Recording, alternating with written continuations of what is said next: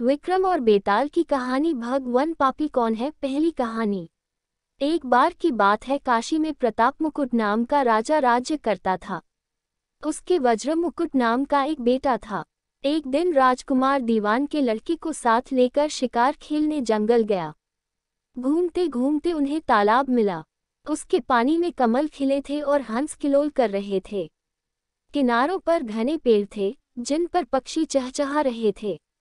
दोनों मित्र वहां रुक गए और तालाब के पानी में हाथ मुंह धोकर ऊपर महादेव के मंदिर पर गए। घोड़ों को उन्होंने मंदिर के बाहर बांध दिया। वो मंदिर में दर्शन करके बाहर आए तो देखते क्या है कि तालाब के किनार कोई राजकुमारी अपनी सहेलियों के साथ स्नान करने आई है। दीवान का लड़का तो वहीं एक पेड़ के नीचे बैठा रहा, पर राजकुमार से न रहा गया। वह आगे बढ़ गया। राजकुमार ने उसकी ओर देखा तो वह उस पर मोहित हो गया। राजकुमारी भी उसकी तरफ देखती रही। फिर उसने किया क्या कि जूड़े में से कमल का फूल निकाला, कान से लगाया, दांत से कुतरा, पैर के नीचे दबाया और फिर छाती से लगा, अपनी सखियों के साथ चली गई। उसके जाने के बाद राजकुमार काफी दुखी हुआ और अपने मित्र के पास लौटकर सारी बात बताई। राजकुमार बोला, मैं राजकुमारी के बिना नहीं रह सकता हूँ, लेकिन मुझे इस राजकुमारी के बारे में कुछ भी नहीं पता है। वह कहाँ रहती, उसका नाम क्या है। दीवान के बेटे ने सारी बातें सुनी और राजकुमार को दिलासा देते हुए बोला, राजकुमार आप घबराए मत। राजकुमारी ने सब कुछ बताया है। आश्चर्यचकित होते हुए राजकुमार ने पूछा, वो कैसे। दीवान के बेटे ने राजकुमार को बताना शुरू किया कि राजकुमारी ने कमल के फूल को बालों से निकालकर कानों से लगाया, यानी राजकुमारी का कहना है कि वह कर्नाटक से है। दांत से फूल को कुतरा, मतलब उनके पिता का नाम दंतावट है। फूल को पांव से दबाने का मतलब था कि राजकुमारी का नाम पद्मावती है और फूल को सीने से लगाने का मतलब था कि अब आप उनके हृदय में बस चुके हैं। यह सब सुनते ही राजकुमार बहुत ज्यादा खुश हो गया। खुश होते हुए राजकुमार ने दीवान के बेटे से कहा कि मुझे कर्नाटक जाना है, मुझे वहां ले चलो। दोनों दोस्त कई दिनों तक घूमते। जब वो दोनों राजमहल के निकट पहुंचे तो उन्हें एक चरखा चलाती बुजुर्ग महिला दिखी। महिला को देखते ही दोनों घोड़े से उतरे और उसके पास जाकर कहा, माए, हम दोनों व्यापारी हैं, हम बहुत दूर से आए हैं। हमारा सामान अभी तक आया नहीं है, कुछ दिनों में हमारा सामान भी पहुंच जाएगा। हम दोनों को बस रहने के लिए थोड़ी सी जगह चाहिए। उनकी बातें सुनकर बुजुर्ग महिला की ममता जाग उठी। उसने कहा, बेटा इसे अपना ही घर समझो, जब तक मन करे यहाँ रह सकते हो। इसके बाद दोनों उसके घर में रहने लगे। इसी बीच दीवान के बेटे ने उस महिला से पूछा, आप क्या काम करती हैं माई? आपके यहाँ कौन कौन रहता है? आप कैसे अपना गुजर बसर करती हैं? इन सारे सवालों का जवाब धीरे धीरे उस महिला ने देना शुरू किया। उसने कहा, मेरा एक पुत्र है जो राजा के यहाँ नौकरी करता है। मैं राजा की पुत्री पद्मावती की दासी थी। बूढ़ी हो गई हूँ, इसलिए घर में ही रहती हूँ। महाराज खाने को दे देते हैं और पूरे दिन में एक बार राजकुमारी से मिलने चली जाती हूँ। इतना सुनते ही राजकुमार ने बूढ़ी औरत को कुछ धन दिए और राजकुमारी तक संदेशा पहुँचाने को कहा।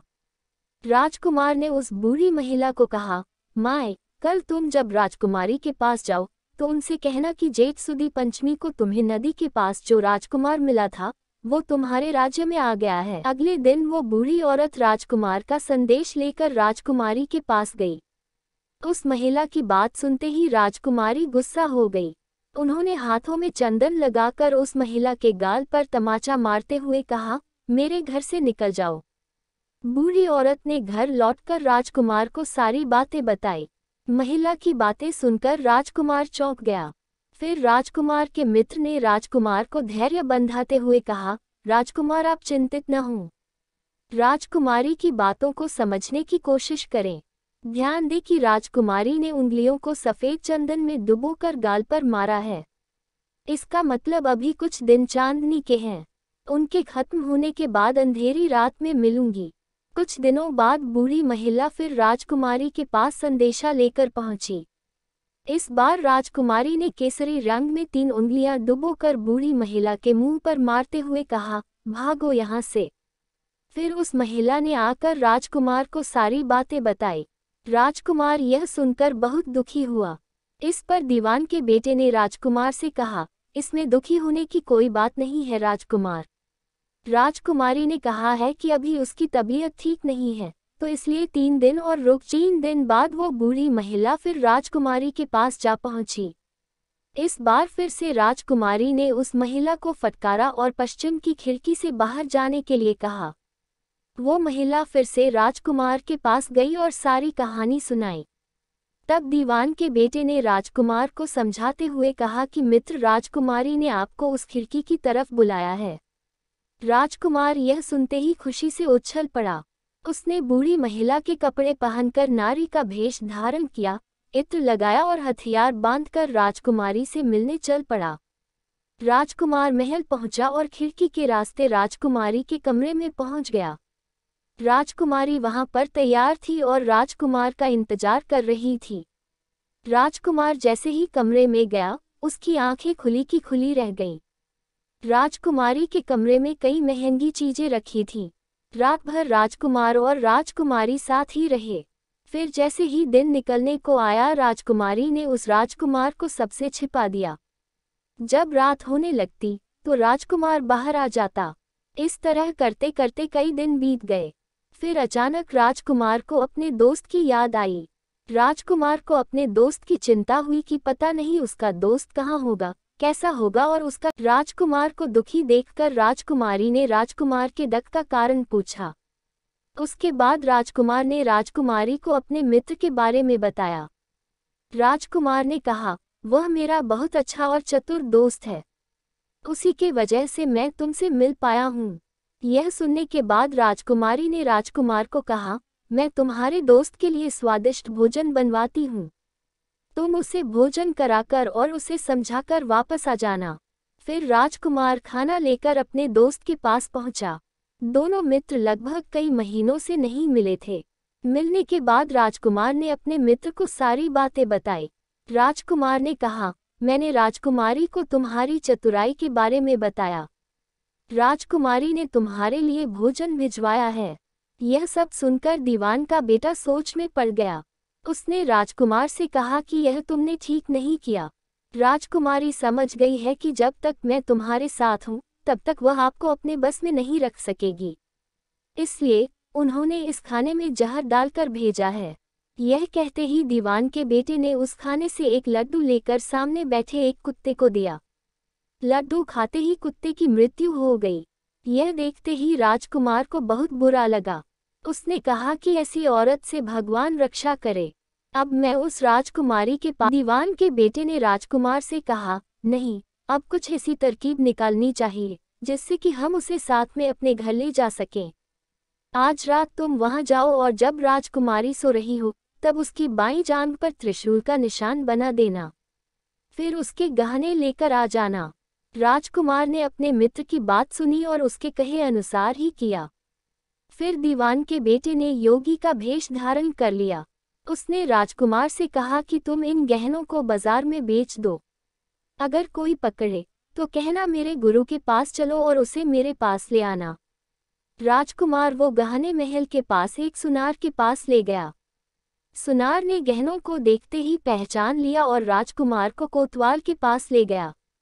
कोतवाल ने राजकुमार से सवाल पूछे तो राजकुमार ने कहा, ये गहने मुझे मेरे गुरुजी ने दिए हैं। यह सुनने के बाद कोतवाल ने गुरु यानी दीवान के बेटे को भी पकड़ लिया और राजा के दरबार में ले गया। राजा ने पूछा, योगी महाराज, आपको ये कीमती गहने कहाँ से मिले? योगी का भेष धारण किए हुए दीवान के बेटे ने कहा, महाराज, मैं शमशान में काली चौदस को डाकिनी मंत्र प्राप्त कर रहा था कि मेरे सामने डाकिनी आई। मैंने उसके जेवर उतार लिए और उसकी बाईं जांघ पर त्रिशूल का छाप बना। यह सुनते ही राजा महल में गया और उसने रानी को कहा कि पद्मावती की बाईं जांघ देखे कि कहीं राजकुमारी के जांघ पर त्रिशूल का छाप तो नहीं है।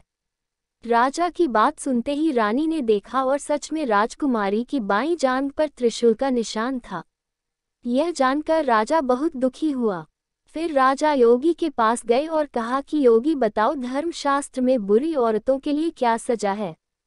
योगी ने उत्तर दिया, ब्राह्मण, राजा, गौ, औरत, पुरुष और अपने राज्य में रहने वाले किसी से भी कोई बुरा काम हो जाए तो उसे राज्य से बाहर निकाल देना जाना चाहिए।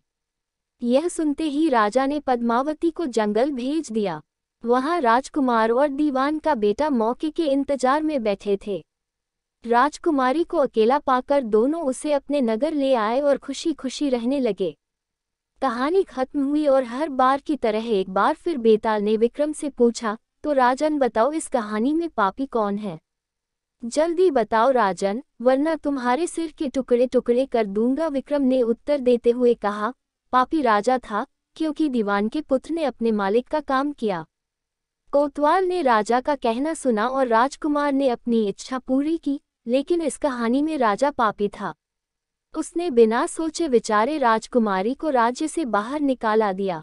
विक्रम के इतना कहते ही बेताल फिर उड़कर पेड़ पर जा लटका। इसलिए हमेशा बुद्धि का इस्तेमाल करके ही फैसला लेना चाहिए, वरना कोई भी भ्रमित करके कुछ भी करवा सकता है।